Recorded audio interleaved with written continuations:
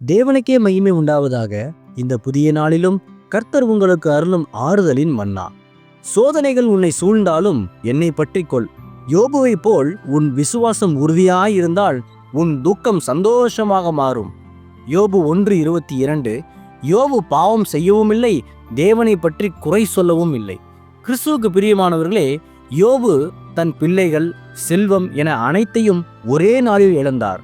ஆனாலும் அந்த மாபெரும் இழப்பின் மத்தியிலும் அவர் தேவனை தூற்றவோ அவர் மீது குறை கூறவோ இல்லை. இதுவே விசுவாசத்தின் உச்சகட்டம். இன்று உங்கள் வாழ்க்கையில் வரும் தாங்க முடியாத வேதனைகளையும் இழப்புகளையும் பார்த்து ஏன் தேவன் இதை எனக்கு அனுமதிக்கிறார் என்று கேட்க தோன்றும்.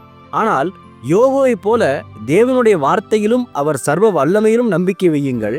உங்கள் விசுவாச சோதனையை சகித்து தாண்டும் போது யோபின் பின் நிலைமையைப் போல 10 மடங்கு ஆசீர்வாதத்தால் கர்த்தர் உங்களை மகிழ பண்ணுவார். ஆமேன். ஜெபிப்போம். என் அன்புள்ள பரிசுத்த பரலோக பிதாவே, இந்த புதிய நாளுக்காக உமக்கு நன்றி.